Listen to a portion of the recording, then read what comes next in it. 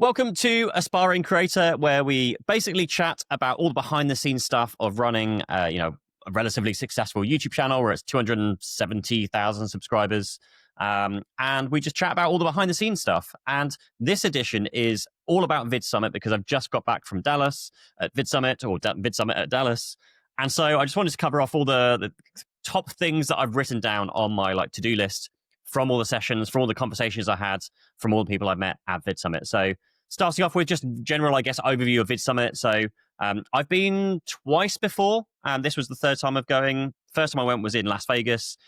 Second time I went was in Dallas, and then third time was in Dallas. I definitely prefer Las Vegas. It was just like one open space. You just bumped into a lot of people, whereas this VidSummit is in Dallas. It's in a convention center, and it's split across 3 or 4 floors.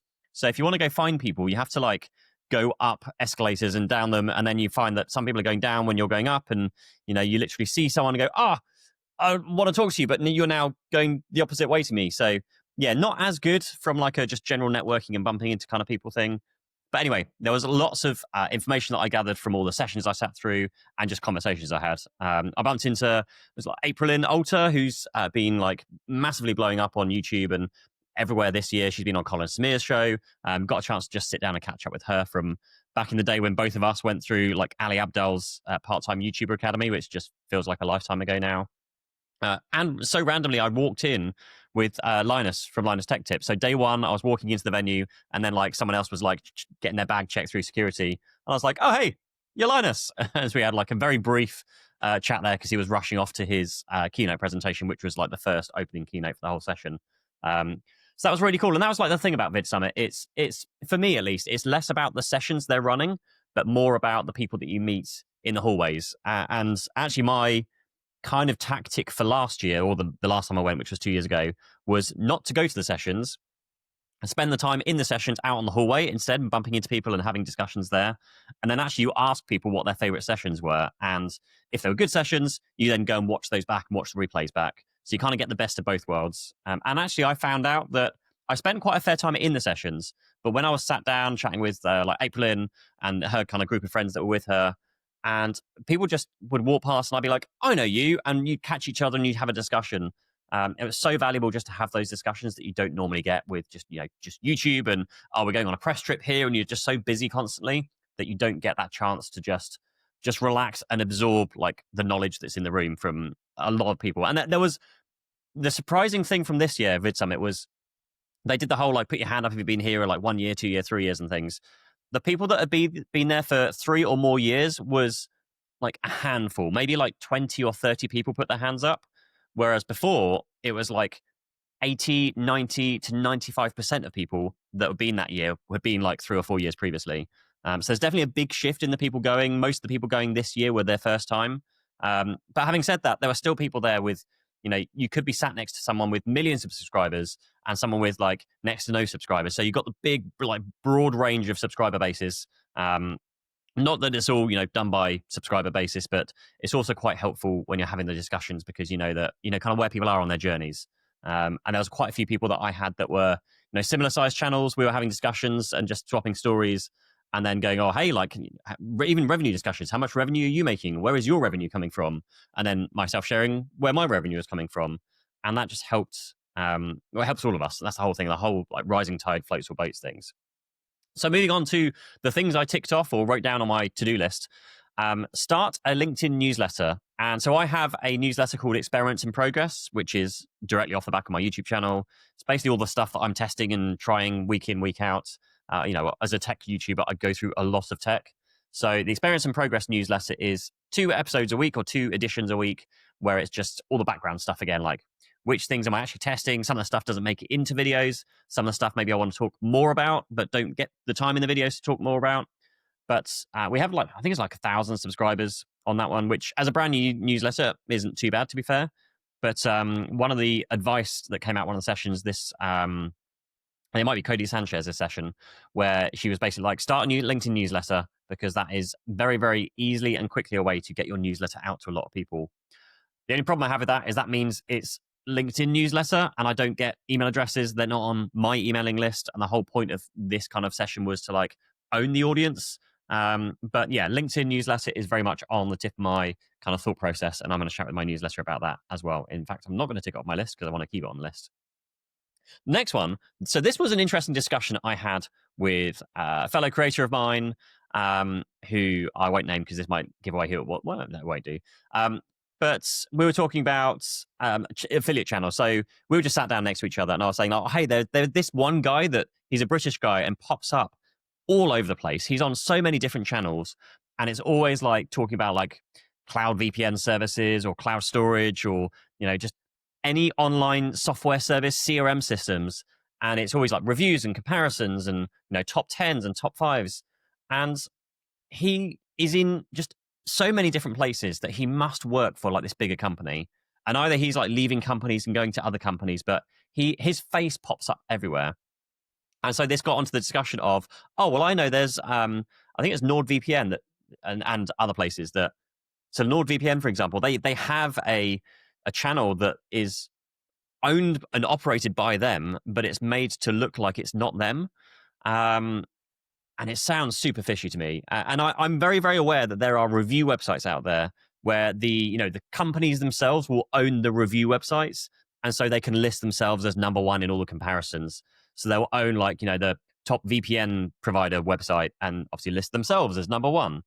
And so this was super fishy because, yeah, it was a VPN company. They have a YouTube channel, but for all intents and purposes, of you watching that YouTube channel, you wouldn't know that they own the channel. It's just independently reviewed by somebody, and coincidentally, they seem to come number one in lots of the reviews and features and things. So I'm very aware of this now, like more aware than I was before. I knew about the websites. So I didn't really ever think of that about the YouTube channels before. But just makes you wonder and question a lot more, particularly with AI, because now, like, who the hell are even are they? AI channels just saying that this is the number one thing that they like. But I just found that super interesting because they're like, that's influencing people's decisions based on false information because they're just pushing their own narrative. And again, it makes you question, like, who do you work with as a brand? Because if these brands are doing these fishy things behind the scenes, well, this definitely isn't like ethical. But then at the moment, I get the impression that everybody is doing this in the VPN world because they're just so cheap and there's a lot of money in it. And so, yeah, I will just leave it there. But yeah, that was the two off the list of just bizarre things that you kind of don't really think of. And generally speaking, I would just completely ignore them, shut off them, and carry on doing what you're doing, like positive and that kind of thing. But equally, it still kind of comes into play. And like following on from this as well, I hate talking about the whole like buying views and buying things and everything, but this comes up in discussion so often at the moment with like the other creators I'm talking to, because us as tech creators, we're losing deals to these people who are buying the views on their channel. So brands are working with them, paying lots of money for them to go and buy these cheap fake views on their channel, so they can go, look, I delivered you 500,000 views. And so like I was chatting with like friends of mine and be like, we should just create a website that just lists all these people, because like when I hear from a brand where there was one particular brand I spoke to who was like, well, I think we're going to try like using Unbox Therapy next because we worked with Linus Tech Tips before and didn't really convert that well for us. And I'm just like, look, like Linus, as far as I'm aware and concerned, like Linus is legit, like his views are legit. Whether you like him personally or not, that's a personal choice. But I think he's great. I think his channel's great, and he seems to run things as well as he can, given that he's running 100 user plus, 100 staff plus company. All fair well in place for him. But this brand was saying, we're going to go and try Unbox Therapy next because we think it will convert better. And it's like, but he literally buys all of his views and gets 0 comments and next to no comments. So like nobody's buying off the back of his videos. And so brands aren't aware about this. And so I was like, hey, wouldn't it be cool if there was a website that just like listed all of the fake view buying YouTube channels, so when brands work with them, they can see if they're buying like if they're working with I don't know what you call it, but working with an ethical creator or working with one that's just there to shaft you for your money, essentially. So just I found it interesting. Next on the list is editing. So this is actually one I sat in quite a few sessions at VidSummit. So editing for us is a bottleneck, and for a number of reasons. So our editor is currently in New Zealand. Loads of stuff has been going on. He's had a baby. He flew back to India and stayed there for like the last, 6 months or so. And so he's been traveling a little bit. He had a holiday in the middle of Apple season, which could have really happened at another time because it was just the busiest season, still is the busiest season for us now. And so we've been behind on our edits. We had a backup editor who's helped with our edits. And, it's been a struggle sometimes because his availability varies depending on how much notice we give him and his skill and trying to get the edits to where we need them to go. So it's been a bit of a mess, our editing, for quite a while. It feels like we're getting back there again. Things are settling down. The editor's moved back home. So we're going to start to get into a process again. But he's got a newborn baby, so he's trying to manage the newborn baby as well. So I sat on a lot of editing sessions, look at how to streamline things, how to make your edit, the actual timeline, better and look better, and using color coding to actually balance your edit. So if you're talking about, I don't know, if you're talking about different products, then if you color code the footage of each product, then you can see if your video is balanced throughout that whole video. Whether you're talking about one product for 10 minutes and then talk about another product for 2 minutes, then you can see that very, very clearly. And similarly, if you're making, I don't know, a review about anything, how long is each section in that review? If you're talking about like the design, the features, the software, the battery, you can split those up by colors and then see how long. And again, you're making sure you're balanced out of each section. So found that was super interesting. We are, I think, about to hire an in-person editor. So we've been looking for someone to fill that second slot and just help us with the, just get ahead of ourselves and our schedule. And going back on what we said previously about our editing process, where it kind of takes us 2 weeks to make a video, but hopefully this will help us take 1 week to make those videos. And so we found a couple of people locally. They've done trial edits or test edits for me. I need to watch it back over this weekend just to see what they're like.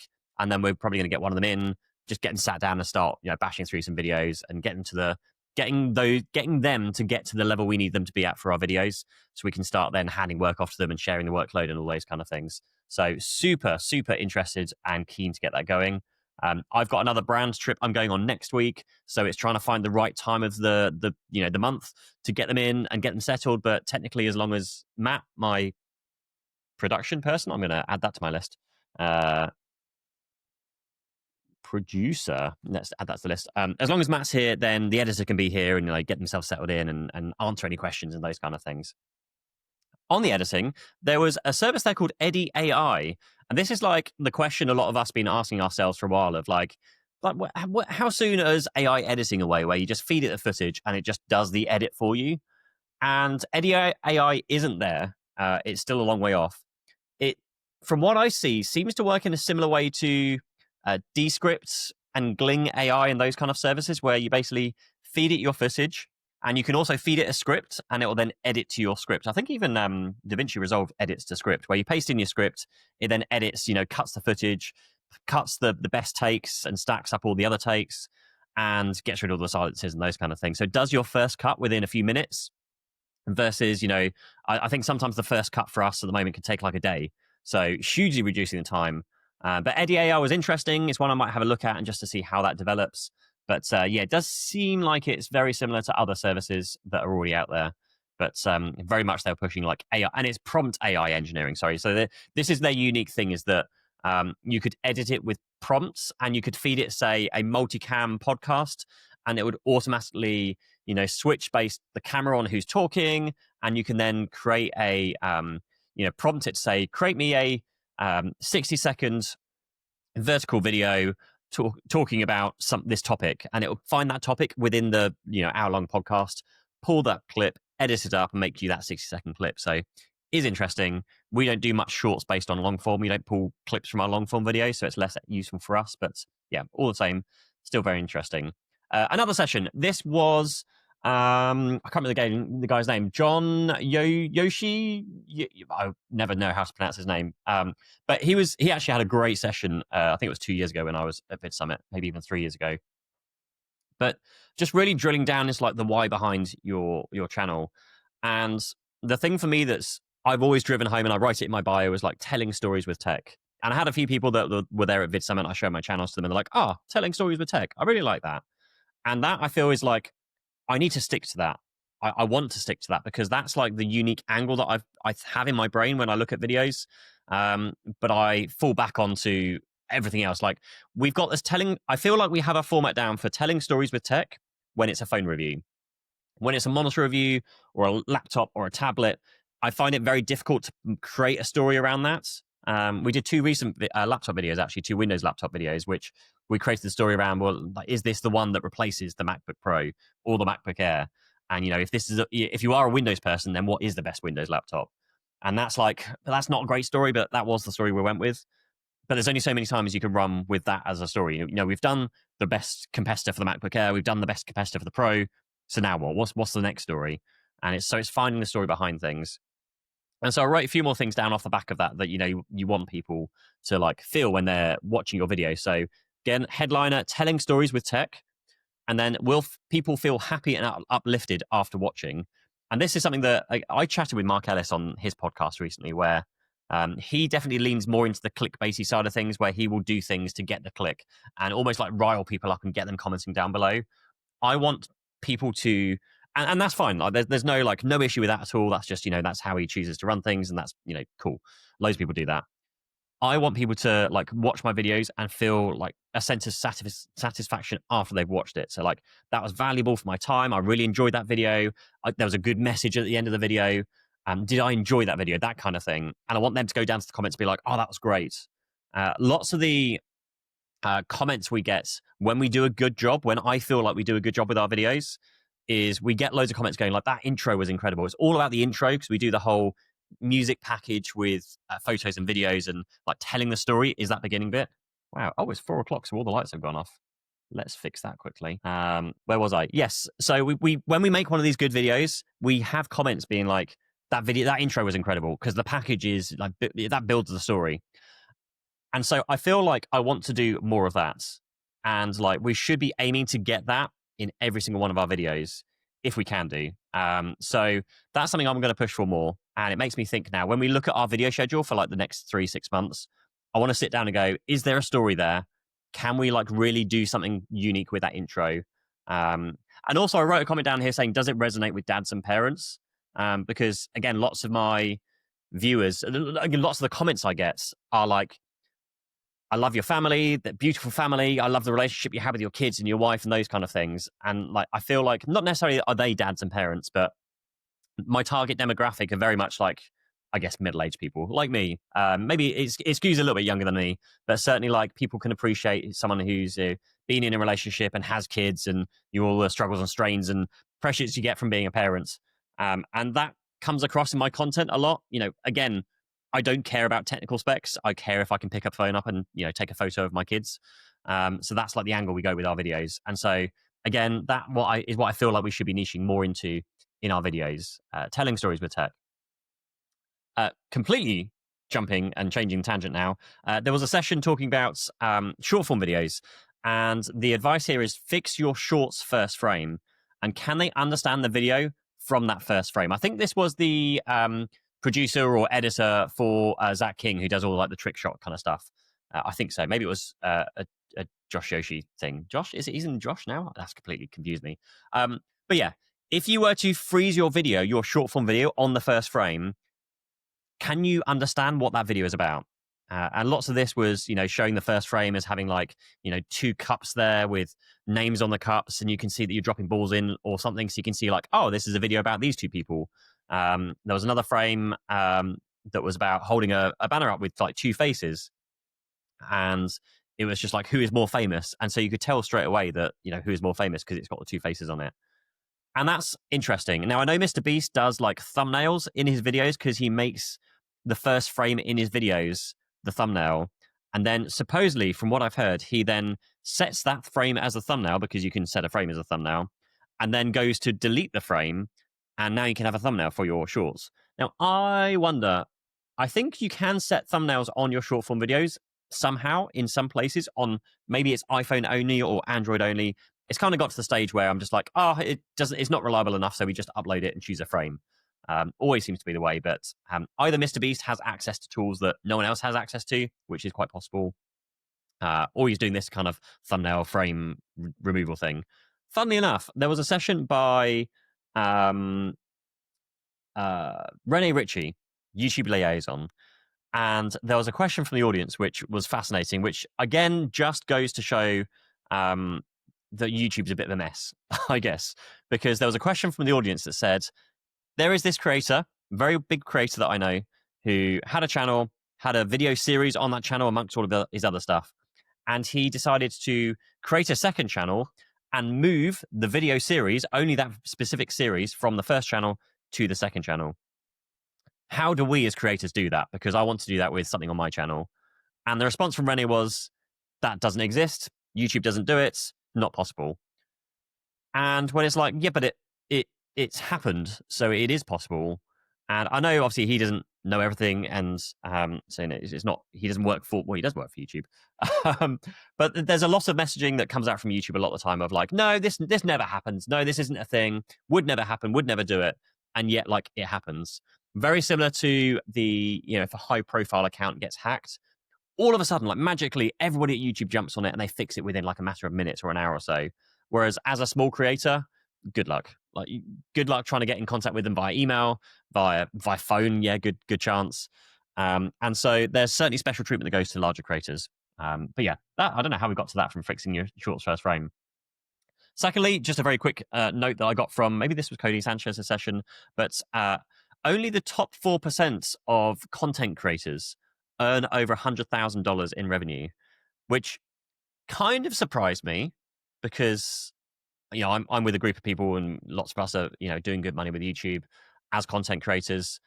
But also doesn't surprise me because, it depends where you take your data from. And if they're including, YouTube data, for example, there are probably millions, if not hundreds of millions of people that just upload videos to YouTube for fun. There's no business incentive. There's, it's just a video platform to upload my family videos and just random stuff. And so if they're including all of those people, then yes, that's not surprising because there's, millions and millions of people that have no intention to earn revenue. So that would be interesting to know, like, of the people who, are interested, maybe who have joined the YouTube creator program, because that would be more incentive of like, oh, I've got 1,000 subscribers and like I want to earn revenue. That would be interesting to see. A comment from Cody Sanchez again, focus more on people pushing people to the newsletter. I need to mention this in the in my videos, and this is something I was going to ask somebody, but I struggled to ask. Actually, I didn't find time. I have my YouTube videos. We have the integrations, the ad reads within those YouTube videos. How do I then sandwich in? Go click on, go sign up to my newsletter. By the way, there's a podcast. Go listen to the podcast and subscribe to that. There's a second YouTube channel, which is this aspiring creator one, based on the back of the podcast. And so, like, it's so difficult to fit all of these different call to actions in when you are told by multiple people, and it makes sense to only really have one call to action, which generally speaking, the brand's paid to have that call to action in the video. So the call to action is go click on the link. Very worst case, go, at the end of the video, if you're interested in this, go click on this video and find out more. So you kind of got the two fixed call to actions in every single video, which is click on the brand link or click on this video and go watch it next, because you want to keep people on the YouTube platform. So how do I fit in all the other pushes and call to actions to like podcast, newsletter, and everything else? So my note here was to try and focus more on pushing people to the newsletter. So I do really need to figure out a way of putting that in within the video somehow. And then that was followed up by, can we push the podcast further and better? And what do we need to do better? So this would be, I guess, my time when I hand it over to you as a viewer or listener or watcher. What do you enjoy about this? Because this is, I get a few people DMing me saying like, this is really useful and great information and great glimpse behind the scenes. And I love those discussions and those conversations we have. But like, keep them coming in. And what are the best bits? How can I make this better? Like, share this to your friends, share this to your family, like get this to a wider audience. I would love for this to turn into like a much bigger podcast, and turn this into its own business of, helping content creators. One of the biggest niches on YouTube is how to grow on YouTube. And lots of those people just run their channels teaching people how to grow on YouTube, but they don't actually have a channel other than the education channel for teaching people how to grow. It's the funny one of seeing the people that post one of their videos is like how to get 1 million views or how to get 1 million subscribers when they themselves haven't ever had 1 million views or 1 million subscribers. So I would love to be a YouTube educator in this space, but I don't want to make it my entire life's work to be an educator, because I feel like there's value. Very much like I had my IT business before, and I then sold the IT business and then started coaching about how to run an IT business. But it does give you so much more data and real world experience to have that real world experience at the same time, to be running a successful YouTube channel and coaching about how to run a successful YouTube channel. The problem being with a lot of this is that the financial reward on that successful YouTube channel is only ever going to grow, because as the views and the subscribers grow, then the brand deals grow, and that always is going to like either sustain what it's earning or get bigger. And so it's very difficult to then bring the attention away from this and start building this that's currently bringing in zero revenue, but I do it because I enjoy doing it. And then spending more time and more money. I guess that's the thing, is spending more money on it, artwork, editing. I'm already paying someone to go and do all the admin of posting these podcasts and things, which I'm totally cool with, because again, I'm willing to pay that to do this and give away the half an hour and the hour, whatever I do a week, to put out the information, because again, I love helping people. I get like thrill and excitement from helping people and having those conversations where they go, I heard you say this on the podcast. It's helped me so much. I did this and I managed to do this now. So I just love helping people. So it kind of stems from when I had my IT company. I loved helping people, by fixing their computers. So I did that, started my IT company, and then I kind of got to this stage where I was no longer helping people. I was just dealing with staff and customers and like trying to like please everyone all the time. And it became less about helping people and more about pleasing people, which are two different things. So yes, couple of things. I met my accountant at VidSummit, and this is like a super cool thing, because I just like that my accountant / now bookkeeper / everything is like in the industry. And my current accountant, I think I need to do that today. I've got the accounts finally, like after like so much chasing and nagging. Oh God, they've got to do my VAT return still. They've offered to do my VAT return for free, but God knows when that's going to happen. So I met my current accountant, my new accountant, at VidSummit, and it was so cool. I just love that he's like in these events. He flew home because he went to like another event. He was at another event like 2 or 3 weeks ago. Like, I love having people that are like embedded in this world, because that's their bread and butter. They understand this, they know this and how it works. And I don't have to like. There was another accountant I was speaking to where I was like, I'm going to have to just re-explain how YouTube works with you again, and like why am I getting payments in from China and from the US, and like it's just all sorts of complications. So yeah, cannot comment on if they're any good or not, because we've basically not even started working with them yet. We're doing all the migration and handover stuff at the moment. But yeah, really, really cool that we got that meeting.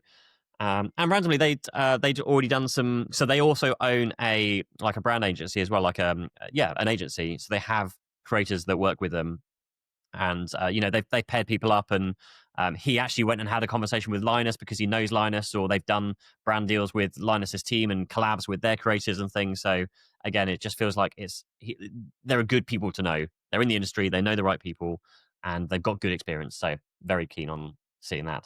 And then this one to finish off. So my team here. So I have myself. I have Matt, who I've called my channel manager just because I've not known how else to classify their job role. We have an editor, full-time remote editor, and we're about to have a full-time on-site person here editing as well. And then I've got a few other people. I've the accountant, bookkeeping, and website blog writer, and newsletter writer, and podcast producer, and these kind of things.